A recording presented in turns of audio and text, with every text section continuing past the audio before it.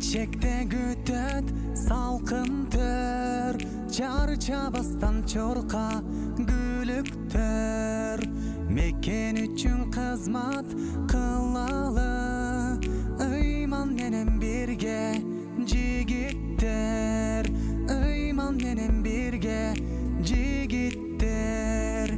Келечектерди бирге куралы, кереметтерди бирге суналы. Кудайдын жолу бизге аманат, келгиле жаштар кызмат кылалы. Бир Кудайга кулач жайгандар, дини үчүн күйүп жангандар. Куран менен жүрөк нурланып, сүйгөнүбүз улуу пайгамбар, сүйгөнүбүз улуу пайгамбар. Келечектерди бирге куралы, кереметтерди бирге суналы. Кудайдын жолу бизге аманат, келгиле жаштар кызмат кылалы. Мээримдүү боорукер жараткан Алла Тааланын ысымы менен баштаймын. Рамазан айы кут болуп, каалаган тилегиңиздер кабыл болсун.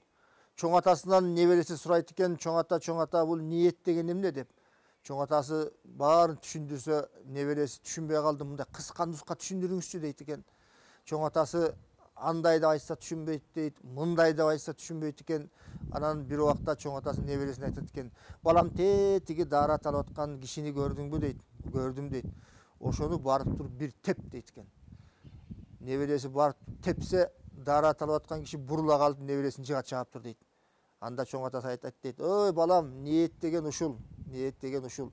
Кандай ниет кылсаң, ошо ниетиңе жараша жообун аласың" деп. Бүгүнкү темабыздагы, урматтуу көрөрмандар, ниет жөнүндө болмокчу. Жакшылыктар бирге болсун, көңүл буруңуздар. Ордо Construction Group. Жилой дом Evergreen. Наш дом находится в экологически чистом районе. Рядом имеется парк, школа, детский сад, закрытый просторный двор и паркинг, детская площадка, зона барбекю, видеонаблюдение и фитнес-зал. У нас есть для вас уникальные предложения. Жилой дом Evergreen. Заходи и живи.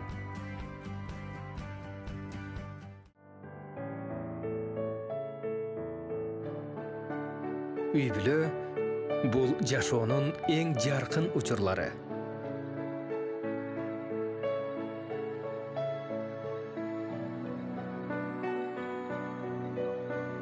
Үй-бүлө бул чексиз кубаныч.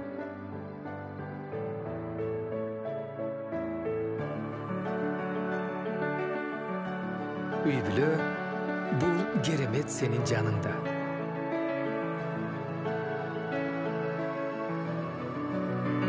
Үй-бүлө бул дайыма сүйүү. Белая река. Ар бир үй-бүлөгө кубаныч алып келебиз. Ассалам кайрымдуулук фонду 7 жылдан бери өлкөбүздүн социалдык муктаждыктарын чечүүдө колунан келген жардамын аябай келет. Айрыкча көптөгөн жерлерге суу чыгарып, оорукана, мектеп, фаптарды, жетим жесирлерге үйлөрдү салып берди. Саламаттык сактоо министрлигине гемодиализ аппараттары баштаган бир нече медициналык жабдыктарды алып беришти. Андан сырткары бир нече мечит, медресе, көпүрөлөрдү салып берүү менен аярылуу катмарга гуманитардык жардамдарын, жөлөк пулун берип келишет. Ассалам кайрымдуулук фонду. Кайрымдуулук кайталангыс касиет. Ассалам кайрымдуулук фонду Кыргызстан мусулмандарын ыйык Рамазан айы менен куттуктайт. Бизде ниет деген бир маселе бар. Бир кыргыздан сурасаң, качан намаз окуйсуң десе, ниетим бар дейт. Менин ниетим бар. Кудай Таала ушу ниетимди жеткизсе, ушундай ишти кылам. Менин ниетим бар, ушуну кылам, муну кылам деген сөздөр бар. Себеби ниет деген бул өтө жогору мааниге ээ сөз экен. Ошо сөздүн ичинде көп сырлар камтылган экен. Бүгүнкү мейманыбыз дагы ошо ниет жөнүндө маектешели деп чакырганбыз. Кыргызстан мусулмандар дин башкармасынын фатва бөлүмүнүн башчысы Равшан Ажы Эратов. Қош келіпсіз, салам алейкум. Алейкум ассалам, қош болдық. Фатва бөлімі бұл өте мындай татал дағы деп ойлаймын. Білген кишиге жеңіл деп те ойлаймын. Көп маселелер қозғой тұрған бөлім. Ошол бөлімді жетектеген Ажекенің орозосу жеңіл кетіп асы керек деп ойлаймын да. Қандай өтіп жатат негізі? Рахмат. Бисмиллахир-рахманир-рахим. Алхамдулилlah, ассалату вассаламу ала расулилlah. Биринчиден жалпы жұмырай жұртқа ассаламу алейкум деп айтқым келет. Жалпыңыздардың орозоңуздар кабыл болсын деп айтам. Көптің қатарында мен дағы елден қалбай дегендей жақшы жылдағыдай эле күч менен, дем менен орозону кармап атабыз. Орозо жалпысынан момун мусулмандар үчүн мындай бир жан дүйнөнү байыта турган бир байлыгы болгондуктан мындай жакшы маанайда өтүп атат деп ойлойм. Ушундай өзгөчө быйыл мондай бир башыбызга оор күндөр түшүп, элдин баардыгы мурдагыдай мечиттерде топтолуп намаз окуй албаса дагы, таравих намаздарга бара албасак дагы, бирок үй бүлөнүн кашында, үй бүлө мүчөлөрү менен чогуу орозо тутуп дегендей, чогуу таравих намаздарын окуп, жакшы баарлашуулардын үстүндө болуп атат. Бул дагы өзүнчө бир башкача бир өңүттү, башкача бир таасирлерди, сезимдерди калтырып атат. Жалпысынан орозо Кудайга шүгүр жакшы өтүп атат десек болот. Абдан жакшы. Кыргызда минтип коет эмеспи? Эмне кылсаң дагы ниетиңен тап, пейилиңен тап дейт. Бекер айтпаса керек да. Орозо кармаганда деле ошо ниетке жараша болот дейт. Мисалы үчүн жөн эле атам урушуп атат, апам урушуп атат деп кармап койсо кабыл болбойт деген сөздөр бар, мисалы. Анан неге эле ислам дининде, мусулманчылыкта ниет деген эмне? Кандай түшүнүп бересиз? Жакшы суроо бердиңиз, албетте. Иннамал а'малу бинният. Пайгамбар саллаллаху алейхи вассаламдан айтылган сөз бар. Бул хадистин мааниси албетте ниеттер амалдарга жараша болот дейт да. Иннама ликулли имриин ма нава. Ар бир кишиге ниет кылган нерсеси берилет деп айтат. Сиз туура айттыңыз, бүгүнкү күндө орозону тутуу өзү бир кыйын нерсе. Бул адамдын жашоосундагы адам үчүн бир чоң сыноолордун бири да бул. Бул ач курсакты тойгозобуз деп биз келерден эртеден кечке чейин иштейбиз, керек болсо дүйнө кезип кеткен жерге чейин болуп атпайбы? Ошо кара курсактын айынан. Бирок ошо кара курсакты ач коюп, жараткандын астында ошол улуу Аллах субханаху ва таалага өзүңдүн чын ыхласыңды билдирип, анын өкүмдөрүнө баш ийгендигиңди көрсөтүп, кекиртикти тыйып, сааттан кечке чейин орозо кармалат. Бул мындай алып караганда кыйын эле нерсе. Бирок ошондой бир кыйын нерсени кылып атканда ниет туура эмес болуп калса, ошонча иш аракеттин баары бекер кетти деген сөз да. Сиз туура айттыңыз, кээде орозо туткан адамдар кожо көрсүн үчүн, эл көрсүн үчүн тутуп коюшу мүмкүн. Кимдир бирөөгө бир жагынайын, көрүнөйүн деп тутушу мүмкүн. Анда бул адам үчүн чоң бир жаңылыштык болот. Анын кечке курсагы ачка жүргөндөн башка ага эч нерсе жок. Себеби ал ниет кылган нерсеси эл көрсүн болчу, эл көрсүнгө жетти же жетпеди. Эч бир нерсе пайда алган жок. Бул туткан орозосунан ошол кереметтүү Куранда айтылган, сүйүктүү пайгамбарыбыздын хадисинде айтылган сооптордон куру жалак калып отурат да. Ошондуктан бардык эле иште ниет жакшы болуш керек, туура болуш керек, калыс, тык болуш керек бул нерседе. Ошон үчүн бул инсан эле эмес, жан жаныбар деле аруу ниет менен, ак максаты менен бир нерсени аткарса, мунун сообу чоң нерсе да. Ибрахим пайгамбар, белгилүү пайгамбар. Аны Намрут деген падыша отко салып азаптай баштайт. Айтканыңан кайткын деп. Ошондо бир канаттуу оозуна бир урттам сууну алып учуп жөнөйт экен. Отту көздөй. Кайда баратасың десе, мен ошол Аллахтын пайгамбары, Аллах деп аткан кишини азаптап атыптыр от менен. Мен ошо отту өчүргөнгө баратам дептир. Көргөн адамга күлкүлүү. Анан айтыптыр, сен ушунун менен эми ошол алоолонгон отту өчүрүп коем деп ойлоп атасың десе, жок, ал сөз анда эмес. Менин ниетимде, менин аракетимде деген. Эртең кыямат болуп, Кудай сураса, ушундай менин сүйүктүү пайгамбарым отто азапталып жатканда сен карап турдуңбу десе, жок, мен салымды коштум. Ниет менен өчүрүп койбосо дагы мен ушуга аракет кылдым деп баягы куштун аракети бааланды. Кайсы тарапта экенин Билгизип коюп атат да. Эми анын астында инсандын ниети абдан эле чоң. Ошондуктан кандай гана жакшы, кандай гана ишти кылбайлык баардыгында аруу максат болуш керек. Бул ниет деген өтө чоң нерсе экен. Ташбакка деле ажыга кетип баратып, анан качан жетмегиңсин десе, жетпесем ушул жолдо өлөм деген. Анан ажылык деп калдыңыз. Мисалы үчүн ажыга аттанган канча чоң сапар, Бирок адам турмушуна, адам жашоосуна немесе аманат, ишенич жок дегендей, эгер кимдир бирөө ажылыкка бел байлап, ниет кылып, жолдо каза таба турган болсо, ушул ниетинин негизинде ал ажы болуп өлүп, анан кыямат күнү ажы болуп тирилет экен. Ажыга жетип, ажылык кылбаса дагы, ажылык кылды деген иш берилип атат. Жыйынтык берилип атат. Демек, ар бир иштин башын башташта орозо болобу, намаз болобу, же жөнөкөй эле бирөөгө кайрымдуулук иштерди жасайбызбы, кандай гана коомчулукта коомдук иштерди кылбайлык баардыгында биз ниетибиз биринчи калыс болуш керек. Ошол калыс ниет менен кылсак жакшы иштерге жетишебиз. Тилекке каршы кээ бир учурда ушул кылган иштерибизде калыстык болбогондуктан натыйжасы оң эмес, тескериси чыгып калган нерселерге өзүбүз деле көптөгө болуп келе болот. Баягы бузуку ниеттен Кудай сактасын. Анан баягы Рамазан башталганда көп суроо берилет да.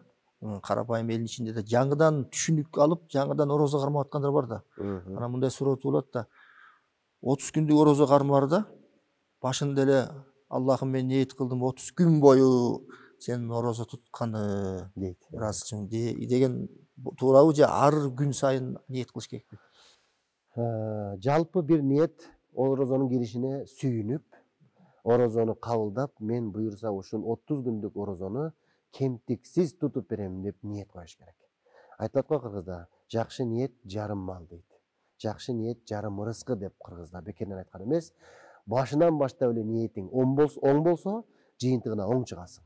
Анан башынан баштап орозо келген мезгилде ушул быйыл бир аз сыгыраак болуп атат, кыйналып турам, ушу кармай алат бекем, кармай албайт бекемин деп эле башында ниетиң кылтык болсо, анда орозоңо баратып дагы албетте кыйынчылыкка дучар болуп, бирден ниетиңе жетесиң да орозоң толук болбой калат.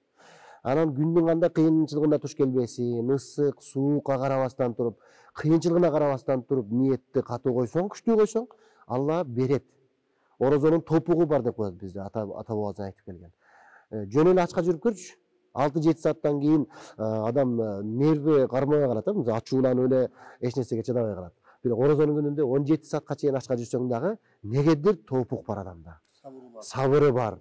Мен орозомун дегендей кылып, туткан өзүнүн кылып аткан ишинен өзү рахат алып, демек бир чоң нерсени күтүп аткандай болуп, ушундай басыктуу болуп калат. Бул орозонун касиети. Демек, орозонун башталышында жакшы ниет коюш керек. Бул жалпы жөнүнөн болот. Анан албетте ар бир күнү орозого киргизип атканда, эртең менен суурлукка туруп, ооз бекитүүдө тамакты жеп, ооз жаап атканда ниет менен жабат. Бул фыкый милдет болуп эсептелет. Ар күнкү орозого өз алдынча ниет кылышы шарт болот. Мен бүгүн эртеминден баштап кечке чейин орозо тутууга ниет кылдым, калыс Алла үчүн деп коюш керек. Бул кыргыз тилинде эле, энебиздин тилинде айтсак деле, бул кабыл боло берет. Ошол ниеттер кабыл болсун, азыр ушу жакшы ниет менен бир жакшы роликте кетмекчи, көңүлүңүздөрдү бурмакчыбыз. Ассаламу алейкум рахматуллах. Ассаламу алейкум рахматуллах.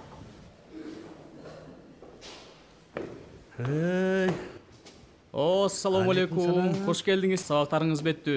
Үйгө кетип бартасызбы? Бүттү. Эмгете отура берем. Кое туруңуз эми. Бир чыныдан кофе ичели, шашпай сүйлөшүп отуралы. Анан үйгө барасыз да. Үйүңүз кайда качмак эле? Айтасың. Бир аз кабырашып кофе иче. Же эмне, жеңемди сагынып баштадыңызбы? Эй. Жеңөңкөстүн жашаганыбызга быйыл августта 25 жыл болот. Жыл өткөн сайын андай сезимдин баары өзгөрөт экен. Ай Асан, могу бурушта жолдобай деген бар го? Ошол жолуккан сайын эле жолдон кармап алып эле, байке мен сизди аябай жакшы көрөм деп эле бирдемесин алып келип алып эле сыйлап калат. Анын көңүлүн кыялбай эле кечке бакылдап отуруп алып эле үйгө эмне болуп калганын билбей калып атам. Бүгүн эртерээк барып жеңеңди сүйүнтүп коеюн деп атам. Мен сизге эми көптөн бери айтчу сөздөрүм бар. Негизи өзүңүздүн жашыңыз деле келип калды. Бир тупка таяп калдыңыз. Эми токтолуп дегендей кичине Кудай жолуна түшүп намаз окубайсызбы? Ибадат кылып кичине Кудайдан кечирим сурап, балдардын бактысын тилеп, жакында орозо да келатат. Орозо кармап кичине аракты таштап, намаз окуп баштаңыз эми. Жолукканда эле жашың өтүп баратат. Деле коркуп бересиң. Ой, мен жапча элем. Ниет бар. Кудай буйрса убагы келгенде окуйм. Кары жашка карамак беле ажал деген. Мен сизди жакшы көрөм, ошон үчүн айтып атам. Жакшы нерселерди каалайм сизге. Намаз окуп баштаңыз эми. Ичимдикти таштайт. Анан чоочун аялдарга көз артпайт. Өзүңүздүн деле ден соолугуңуз чыңалып жакшы болуп каласыз. Жолукканда эле ушинтип эле кичине кыйнай бересиң. Кел, башка темага өтөбүз. Мен эми сизди жакшы көргөнүм үчүн айтып атам да. Жакшы нерселерди каалайм сизге. Намаз окуп баштаңыз. Макул эми. Дайым эле сурана бересиң. Бир жолу сенин тилиңди алайынчы. Макул.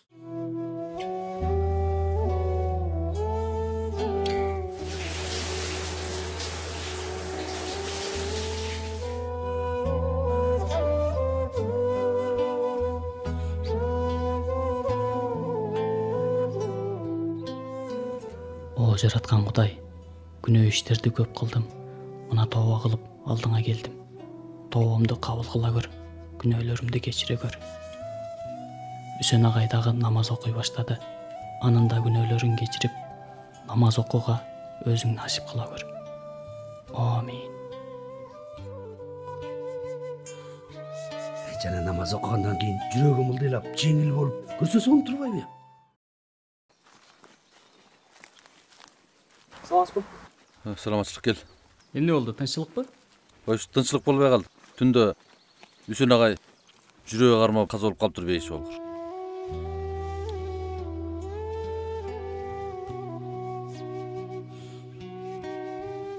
Айланайын Кудай, бул эмне деген шумдук?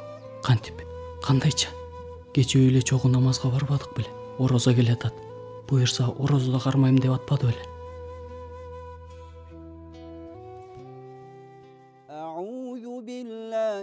Үсен аке, жаткан жериңиз жайлоо, топурагыңыз торко болсун. Акыркы жолу болсо да намаз окууга жетишип калдыңыз. Намаз окудум, тооба кылдым деп кубанганыңыз үчүн Кудайым ырайымына алып, мээримине бөлөсүн.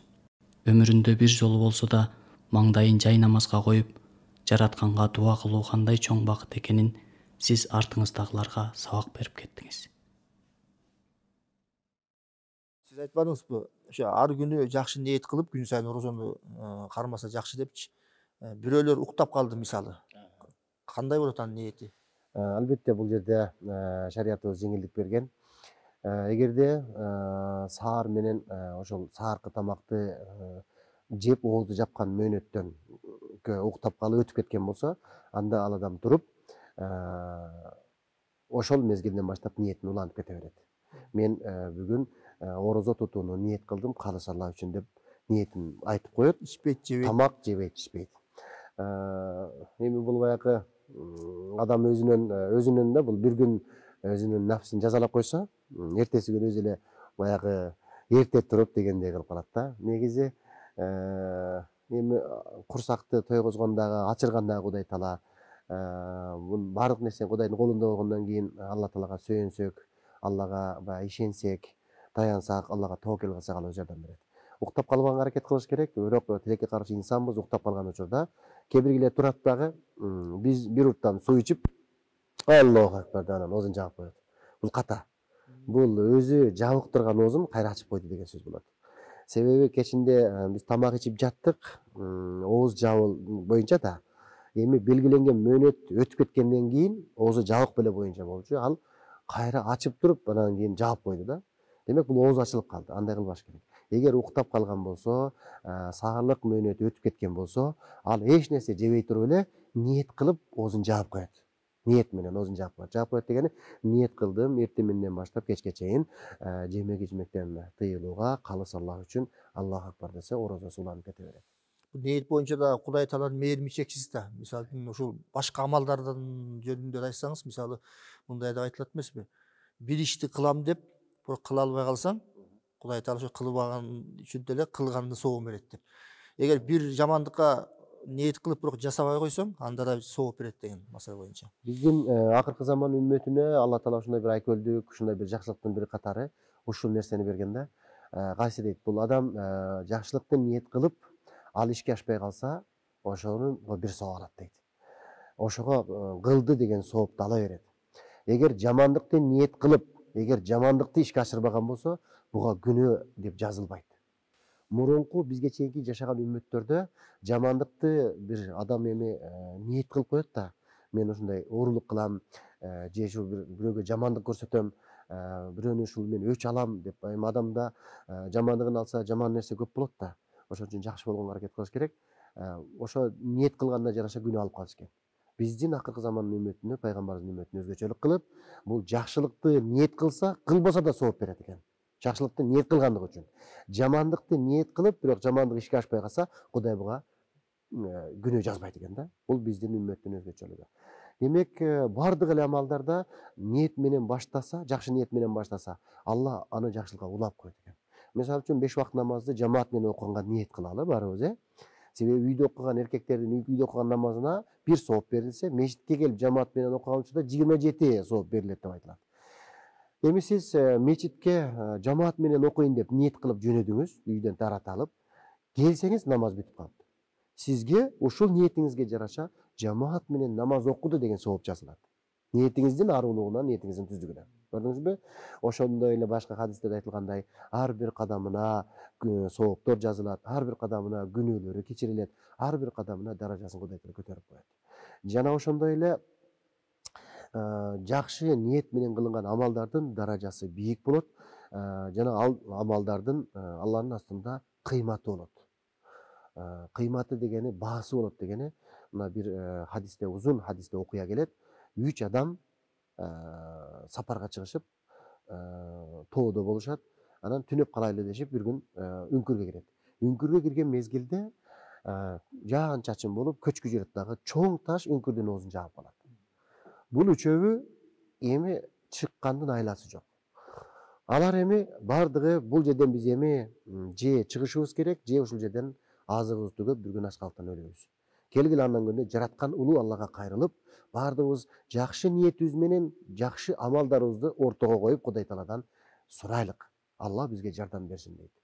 Ошентип үчөөбү тең өздөрүнүн жакшы кылган амалдарын ортого коюп, Алладан сурай башташат. Биринчиси болсо Алла Таалага дуа кылат. О Алла, мен өмүрүмдө бир жакшы ишим бар эле. Калыс ниетим менен кылган ишим бар эле. Ошону ортого коюп сурайын. Сен бизди бул балайдан куткаргын дейт. Мен ата-энемди дайым алдыга койчумун. Аларга чай бербестен эч кимге чай берчү эмесмин. Алар сүт саайт да, малдын сүтүн саап, ушуну биринчи саап келип, ата-энесине ичирип, анан балдарына ичирчү экен. Күндөрдүн бир күндө ушул падада жүрөт да мал эми. Кечирээк келип калып, антип-минтип малды саап келгенче ата-энеси уктап калат экен. Жанагы саап келип, куюп келген сүтүн ата-энесинин астында, столдун астына коюп, ушул экөө турса ичсин, анан мен ичейин, анан балдарым ичсин деп, ушул ниет менен отурат. Балдары жалынып, чыбыркырап, буттарына жабышса дагы бербейт. Ата-энем биринчисин. Ата-энем биринчисин. Таң атып кетет. Анан таң атканда ата-энеси туруп, сүтүн ичип, анан башкаларга ичирет. Алла, мен ушул ишимди, ушул жакшылык ишимди сен үчүн кылганмын.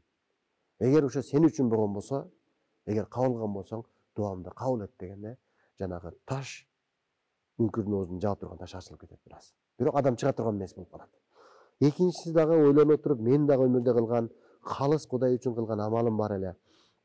Ушуну ортого коюп сурайын, Алла мага жардам бер дейт ал. Ал ушул жакын жакшы көргөн бир аялды айтат.